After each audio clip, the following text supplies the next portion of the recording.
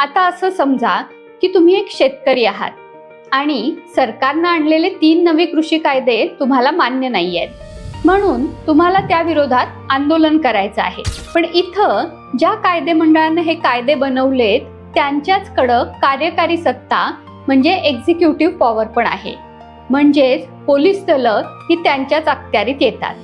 मग तुम्ही आंदोलन करायला लागलात तर पोलीस तुम्हाला अटक करून तुरुंगात टाकू शकतात की तुम्ही सरकारविरुद्ध असंतोष पसरवताय म्हणून.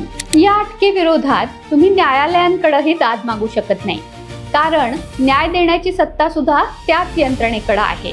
त्यामुळं तुम्हाला न्याय मिळणारच नाही. अशा प्रकारे तीनही सत्तांचे एकाच संस्थेकडे केंद्रीकरण झाल्यामुळे व्यक्तीच्या स्वायत्तपणे विचार करून कृती करण्याच्या स्वातंत्र्याचा पूर्णपणे संकोच होतो.